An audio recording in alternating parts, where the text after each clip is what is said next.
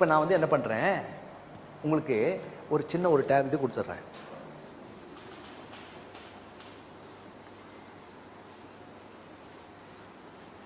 First நம்ம என்ன பண்ணோம், இப்படி ஆரம்பித்தோம்.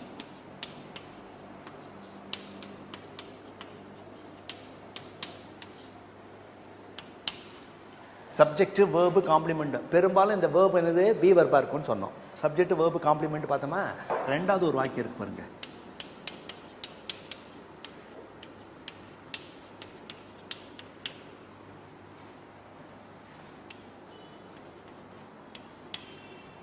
மொத்தம் வாக்கிய அமைப்புகளை 5 தான், மொத்தமே 4 தான். அதை இன்னொரு கொஞ்சம் எக்ஸ்ட்ரா பண்ணி கொண்டு வரலாம், 5. ஓகே, சரி. இப்போ வந்து இதை பார்த்துட்டோம் நம்ம, சப்ஜெக்ட் வேர்பு காம்ப்ளிமெண்ட். இந்த காம்ப்ளிமெண்ட் வந்தால் தான் இது வந்து வி. இந்த விங்கிறது என்னது, மெயின் பெரும்பாலும் பார்த்தீங்கன்னா பி வெர்பா இருக்கும் பெரும்பாலும். ஓகே, சரி. இப்போ பார்க்கலாமா, ஐ மீட் மை ஃப்ரெண்ட்ஸ் சொல்லியாச்சு. இதில் ஆப்ஜெக்ட் எது, எது. சரி, இப்போ நான் வந்து இன்னொரு சென்டென்ஸ் அமைக்கிறேன். அதில் சப்ஜெக்ட் எது, வேர்ப் எது, ஆப்ஜெக்ட் எதுன்னு சொல்லுங்க பார்க்கலாம்.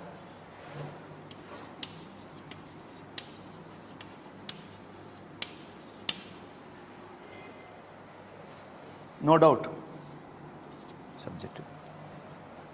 சார் என்ன சார் இது சிஓஎம்இ பக்கத்தில் எஸ் போட்டிருக்கீங்க? ஆமாம். ஹீ ஷீட்டு வந்தால் வர்போட எஸ் சேருமா இல்லையா? சரி, சேர்த்தாச்சு. எதனால எஸ் வந்துருக்குன்னு தெரியுதா இல்லையா? இப்போ உனக்குமா எஸ் எதனால வந்து தெரியுதா? ஹீ ஷீட் வந்தால் வர்போட எஸ் சேருமா இல்லையா? ப்ரெசன்ட் டென்ஸ் தானே கம்முங்கிறது, அதோட எஸ் சேர்ந்துருக்கு. Very good. இப்போ இது வர்பு தானே? எஸ். அவசரப்பட்டு இது ஆப்ஜெக்ட்னு சொல்லிடாதீங்க. ஏன் தெரியுமா? ஞாபகத்தை வச்சுக்கணும், ரொம்ப முக்கியமான விஷயம். எப்படின்னா, எதை அல்லது யாரை, வாட் அல்லது ஹூம் என்ற கேள்விக்கு பதில் கிடைச்சாதான் அது ஆப்ஜெக்ட். இந்த இடத்துல அவள் வருகிறாள், எதை வருகிறாள், யாரை வருகிறாள், கேள்வியே சரியில்லையே. அப்ப என்ன பண்றான், இப்படி கேள்வி கேட்டு பதில் கிடைக்கலன்னா இதுக்கு பேரு ஆட்வர்ப்.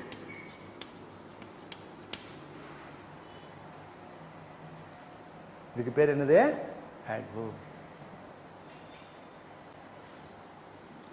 என்ன சார் இது புது கதையா இருக்கு? ஆமாம், இது மாத்திரம் நீங்கள் எதை யாரைன்னு கேள்வி கேட்டு பதில் கிடைச்சா அது வந்து ஆப்ஜெக்ட்னு சொன்னீங்க. இதுக்கு கேள்வி கிடையாதா? யாரும் இல்லைன்னு சொன்னா அதுக்குள்ளே ஏன் அவசரப்படுறீங்க? என்ன கேள்வி?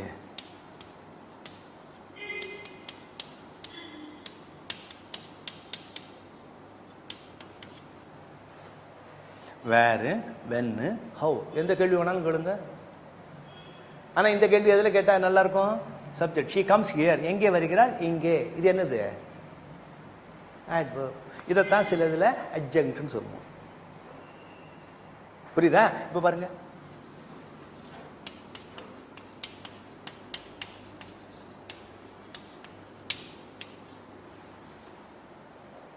இப்போ மூணாவது ஃபில்அப் பண்ணியாச்சா?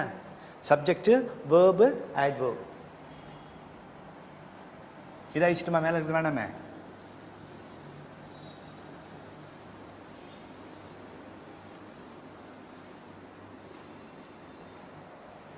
புரியுதுங்களா? இப்போ பாருங்க, அடுத்து முக்கியமானது. நான் என்னுடைய ஃப்ரெண்ட்ஸை தினம் மீட் பண்ணுறேன். நான் என்னுடைய நண்பர்களை தினசரி சந்திக்கிறேன் அப்படின்னு எழுதணும். அப்படி எழுதும்போது ஐ meet my friends every day. I meet my friends every டே. நான் என்னுடைய நண்பர்களை தினசரி சந்திக்கிறேன். ஐ மீட் மை ஃப்ரெண்ட்ஸ் எவ்ரி டே. இந்த இடத்துல கொஞ்சம் கவனிக்கிறீங்களா? இது சப்ஜெக்டா, இது வேர்பா, மை ஃப்ரெண்ட்ஸ் ஆப்ஜெக்டா, அதுக்கப்புறம் ஆட்வர்ப். நீங்கள் உங்கள் லாங்குவேஜில் பேசும்போது, நீங்கள் தமிழில் பேசும்போது, கன்னடத்தில் மலையாளத்திலலாம் பேசும்போது என்ன பண்ணுவீங்கன்னா, நான் டெய்லி என்னோடய ஃப்ரெண்ட்ஸை மீட் பண்ணுறேன்னு டெய்லியை கொண்டு வந்து சப்ஜெக்ட் பக்கத்தில் போடுவீங்க. நான் டெய்லி என்னோடய ஃப்ரெண்ட்ஸை மீட் பண்ணுறேன்னு. எவ்ரிடேவே இங்கே கொண்டு வரக்கூடாது, கடைசியில் தான் இருக்கணும் அது. புரியுங்களா? இப்போ கொஞ்சம் கவனிங்க. இது சப்ஜெக்ட்னா இதில் ஒன்றும் கஷ்டம் இல்லையே. இது சப்ஜெக்ட், இது வேர்பு, இது ஆப்ஜெக்ட். யாரை சந்திக்கிறீர்கள்? நண்பர்களை. இது என்னது? எவ்ரிடே. எப்பவுமே இன்னொரு விஷயத்தை மறக்காமல் ஞாபகத்தை வச்சுங்க, இந்த வேர்பும் ஆப்ஜெக்டும் ஒன்றா தான் இருக்கணும். எந்த வாக்கியத்தை நீங்கள் எடுத்தாங்கன்னா அந்த வாக்கியத்தில் ஆப்ஜெக்ட் இருந்ததுன்னா வேர்பும் ஆப்ஜெக்டும் எப்பவுமே ஒன்றா இருக்கும். இதுக்கு நடுவில் கொண்டு எதையும் போடாதீங்க, கரெக்டுங்களா? இங்கே என்ன பண்ணலாம், சப்ஜெக்ட்டுக்கு பக்கத்தில் ஆட்வர்ப்ஸ் வரலாம். Usually, generally, normally, always, still போன்ற வார்த்தைகள்லாம் என்ன ஆகும், சப்ஜெக்ட் பக்கத்துலேயே வரலாம். இதுக்கு பக்கத்தில் வராது. ஓகே, சரி. இப்போ வச்சுக்கலாம். இப்போ நம்ம இதை எழுதிடலாமாங்க?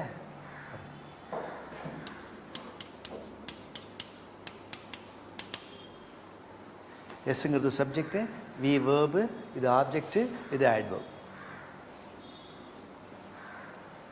அவ்வளோதானே சார், முடிஞ்சு போச்சேன்னா கீழே 5ன்னு ஒன்று போட்டிருக்குமே, இதை அழிச்சிட்டுமா வேணாமே?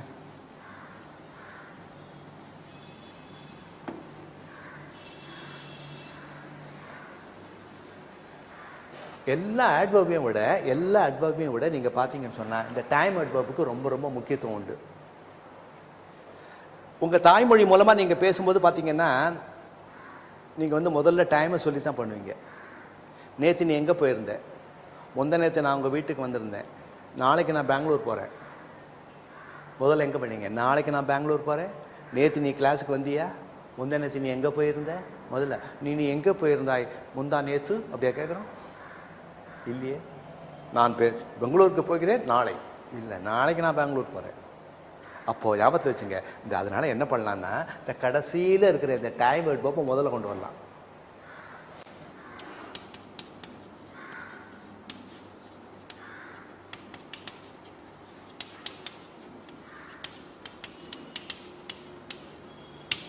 Every day I meet my friends. Every day I meet my friends. Every டேன்னு போட்டிங்களே, இது என்னது? Adverb, subject, verb, object.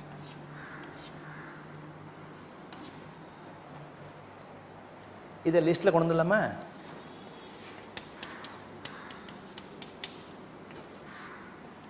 So கொஞ்சம் மறக்காமல் ஞாபகத்தை வச்சுங்க. இந்த வாக்கிய அமைப்புகள் சென்டென்ஸ் பேட்டர்ன்னு சொல்லுவாங்க. இதை சென்டென்ஸ் அமைக்கிறத ஒரு பேட்டர்ன். இந்த மொத்தம் 5 தான் இருக்கு. இந்த 5 நமக்கு ஏற்கனவே தெரிஞ்சதுன்னு ஞாபகத்தில் வச்சுக்கிட்டு பண்ணணும். இதில் பற்றி நான் இன்னொரு சின்ன ஒரே ஒரு இன்ட்ரடக்ஷன் மட்டும் கொடுத்துட்றேன். இப்போ சப்ஜெக்ட், வேர்பு, ஆப்ஜெக்ட். இது adverb, subject, verb and object. ஈஸியாக இருக்கா? இவ்வளவு தான் வாக்கிய அமைப்பு மொத்தம். இது கூட ஏதாவது எக்ஸ்ட்ராலாம் அப்புறம் பார்த்துக்கலாம்.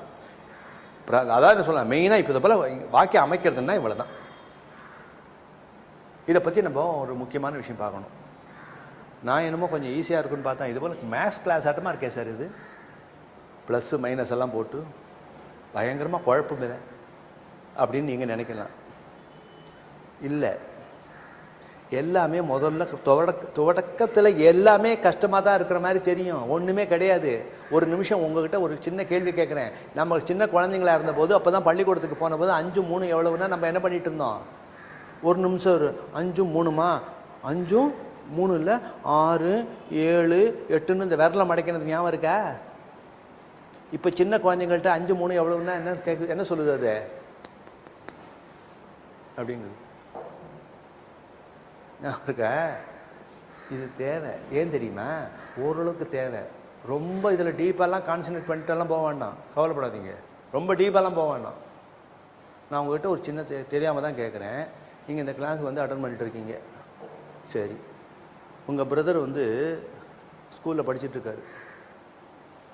அவர் நீங்கள் ஆஃபீஸ் போகும்போது கேட்குறாரு, அண்ணே எனக்கு ஒரு சின்ன டவுட்டு. என்னடா டவுட்டு? கொண்டா, என்ன டவுட்டு? புக்கை கொண்டு காமிக்கிறாரு.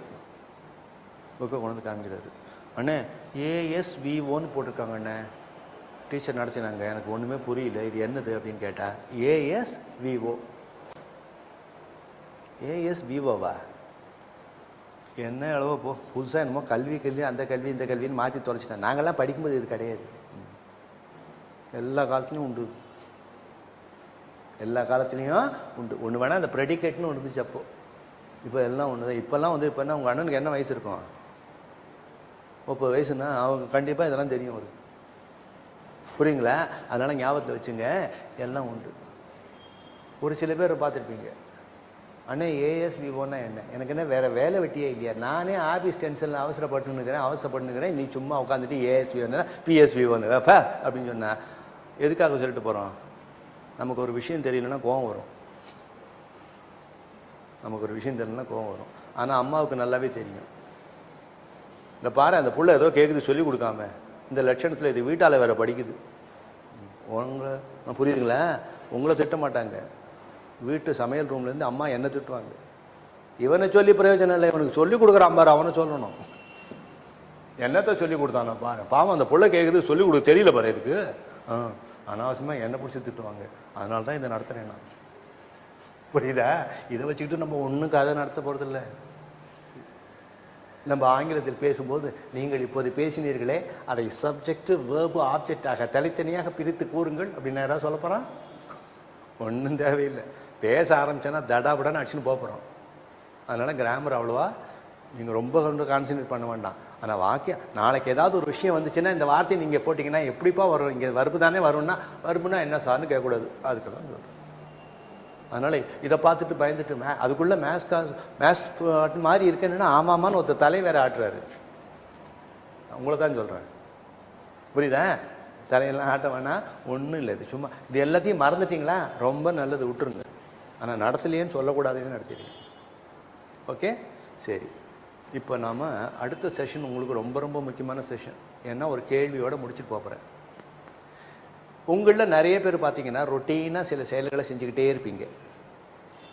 ஞாயிற்றுக்கிழமைக்கு நமக்கு பார்த்தீங்கன்னா கொஞ்சம் ரிலாக்ஸ்டாக ஒரு சில செயல்களை செய்வோம். இப்போ நான் உங்கள்கிட்ட ஒரு கேள்வி கேட்டுட்டு போகிறேன். இதை நீங்கள் எனக்கு நெக்ஸ்ட்டு செஷனில் சொன்னால் போதும். அதுக்கு முன்னால் என்ன நீங்கள் இங்கிலீஷ்லேயே சொல்லணும்னு நான் கூட ஆசைப்படலை. தமிழில் கூட சொல்லுங்கள், இல்லை தெலுங்கில் சொல்லுங்கள், எந்த உங்கள் பாஷையில் சொல்லுங்கள், உங்கள் தாய்மொழியில் சொல்லுங்கள். ஆனால் அதை இங்கிலீஷில் எப்படி சொல்கிறதுன்னு பார்க்க போகிறோம். ஓகே, என்ன கேள்வி? இதான் கேள்வி.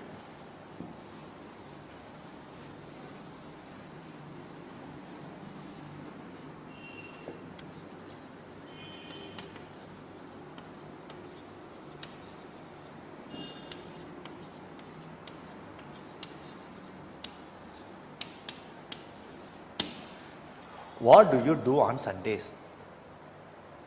என்ன அர்த்தம்? நீங்கள் ஞாயிற்றுக்கிழமைகளில் என்ன செய்கிறீர்கள்? ஒவ்வொருத்தரும் ஒன்று செய்வீங்க. இப்போவே அதை பற்றி டிஸ்கஸ் பண்ண வேண்டாம்.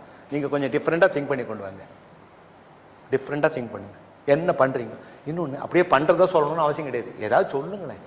கிரிக்கெட் விளையாடுற பழக்கமே உங்களுக்கு கிடையாது, சும்மா நான் கிரிக்கெட் விளையாடுறேன்னு சொல்லுங்களேன், தப்பு இல்லை. நமக்கு இங்கிலீஷில் பேசணும் சார், அதென்ன மெயின். நமக்கு அதை பேசுறது எப்படி? வாக்கியம் அமைச்சு பேசணும். வெறும் இன்ஸ்ட்ரக்ஷன் இல்லது. அதனால தான் முதல்ல இன்ஸ்ட்ரக்ஷன் ரொம்ப சிம்பிளாக ஆரம்பித்தோம். இப்போ வாக்கியமாக அமைக்கணும். எல்லாத்துக்கும் ஐ வரும். ஐ வரணுன்னா கை வந்துடும். ஆம்னு ஒன்று ஐ போட்டோன்னு டக்குன்னு போட்டுருவோம். ஆம், ஈஸு, ஆறு, இது எதுவுமே பி வர்பு எதுவுமே தலை காட்டக்கூடாதுங்க. எந்த பி வர்பும் இங்கே தலை காட்டக்கூடாது. வெறும் மெயின் வேர்ப்ஸ் மட்டும்தான் யூஸ் பண்ணணும்.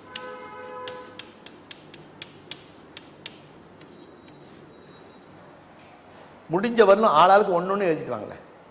ஒன்று முடியும்ல? என்னம்மா நீ ஞாயிற்றுக்கிழமை உனக்கு காலேஜ் இல்லைல்ல, லீவ் தானே? நீ தானே எம்பிஏ படிக்கிறேன்னு சொன்ன இன்னைக்கு? சரி, லீவ் தானே? சரி, நீ என்ன பண்ணுவ பார்த்துக்கோ. புரியுங்களா? நீங்கள் வேலைக்கு போகிறீங்க இல்லையா? சரி, நீங்கள் என்ன பண்ணுவீங்க? ஞாயிற்றுக்கிழமை ஆச்சுன்னா என்ன பண்ணுவீங்க? ஃப்ரெண்ட்ஸோட எங்கேயாவது வெளியில் போவீங்களா? இது போல என்ன, நான் இதெல்லாம் நானே சொல்லிட்டா நல்லா இருக்காது. நீங்களே கொண்டு வாங்க, புதுசாக ஃப்ரெஷ்ஷாக கொண்டு வாங்களேன். ஏதாவது நாங்களே சொல்கிறதே சொல்லிட்டு இருக்கிறத விட. ஓகேயா? சரி, இன்றைக்கி நடந்த வகுப்புகள் ஏதாவது புரியாமல் இருக்கா? ஈஸியாக இருக்கா? என்ன டவுட் ஏதாவது இருக்கா? திருப்பி ஒரே ஒரு வாட்டி ஞாபகப்படுத்திட்டுமா? ரொம்ப முக்கியம். மற்ற ரூல்ஸ் எல்லாத்தையும் நீங்கள் மறந்தாலும் பரவாயில்ல, ரெண்டு முக்கியமான ரூல்ஸை மறந்துடாதீங்க. என்னது? எந்த ப்ரெசன்ட் டென்ஸ் வர்பை நீங்கள் யூஸ் பண்ணாலும் அதோட என்ன சேர்க்கணும்? ஹீ ஷீ இட்டு வந்தால் எஸ் சேர்க்கணும்.